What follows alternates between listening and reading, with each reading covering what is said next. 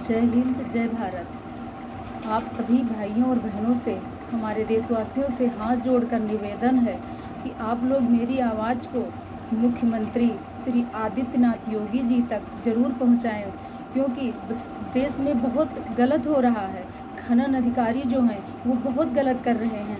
अगर ये सब कहने से मुझे सज़ा मिलनी चाहिए तो मैं उसके लिए तैयार हूँ, अगर मुझे जेल भी होनी चाहिए तो मैं तैयार हूँ, लेकिन इस आवाज़ को ड्राइवर भाई और मोटर मालिक जो हैं वो इन आवाज़ को आगे बढ़ाएं, क्योंकि जिस तरीके से हर जगह पारदर्शी तरीके से काम होता है उसी तरीके से जहाँ पे गाड़ियाँ लोड होती हैं, खनन अधिकारी जो होते हैं वो गाड़ियों को उसी तरीके से लोड कराएं और ओवरलोडिंग वहीं से ना होने पाए, तो हमारे ड्राइवर भाइयों को भी नुकसान नहीं उठाना पड़ेगा। यदि किसी भी ड्राइवर से कोई चालान हो जाता है तो मोटर मालिक उसको हटा देता है कि तुमसे इतने चालान कैसे हुए, तुम आरटीओ से बच के कैसे नहीं आ पाए, और उनके जो है घर वाले दुखी होते हैं। और ड्राइवर भाइयों का भी एक निर्धारित वेतन होना चाहिए, उनका भी एक एग्रीमेंट होना चाहिए, जब चाहे तब मोटर मालिक हटा दे, ये भी नहीं होना चाहिए। इसलिए मेरे सरकार से हाथ जोड़कर प्रार्थना है कि वो इस बात पर भी ध्यान दें, क्योंकि देश में इतनी गाड़ियां चल रही हैं और गाड़ी वालों का भी एक सम्मान होना चाहिए,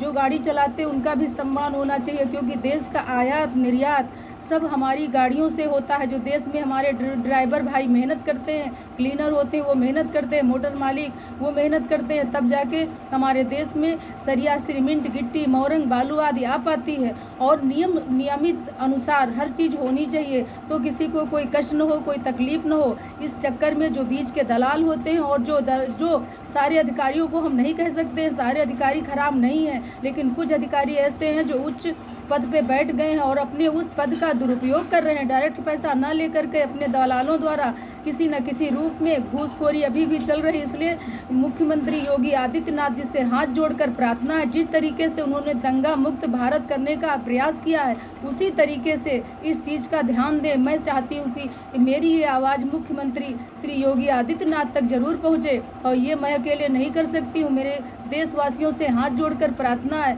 ड्राइवर भाइयों से, कि ये मेरी आवाज़ उन तक ज़रूर पहुँचे। मैं ये वीडियो बनाती रहूँगी, कभी न कभी तो उनके तक मेरी आवाज़ पहुँचेगी, क्योंकि इसमें भी बहुत बड़ा घोटाला खड़ा होता है। एक निर्धारित जगह पे गाड़ियाँ खड़ी हों, निर्धारित तरीके से गाड़ियाँ आएँ, इसका सिस्टम सिर्फ और सिर्फ योगी आदित्यनाथ जी ही कर सकते हैं और कोई नहीं कर सकता है। ऐसा कोई कानून बनाया जाए कि वहाँ से गाड़ी ओवरलोडिंग आए ही ना ड्राइवर को तकलीफ होगी, ना क्लीनर को होगी, ना मोटर मालिक को होगी, और संभवतः आरटीओ को रात में चेक भी नहीं करना पड़ेगा, क्योंकि मनमानी वो लोग करते हैं। कभी कभी तो ऐसा होता है कागज़ पर पैसा नहीं चढ़ता और रास्ते से ही वो लोग गाड़ियाँ छोड़ भी देते हैं। वो पैसा सरकार तक अगर कोई अधिकारी चिढ़ जाता है तो 2 गुना, 3 गुना, 4 गुना, 10 गुना चार्ज लगा देता है, और आदमी पुलिस वालों से न भिड़ने के चक्कर में दब जाता है और डर जाता है। इसलिए योगी आदित्यनाथ जी से मिस्टर योगी आदित्यनाथ जी से मेरा हाथ जोड़कर निवेदन है कि मेरी इस बात को सुने और जनता उन तक जरूर पहुँचाए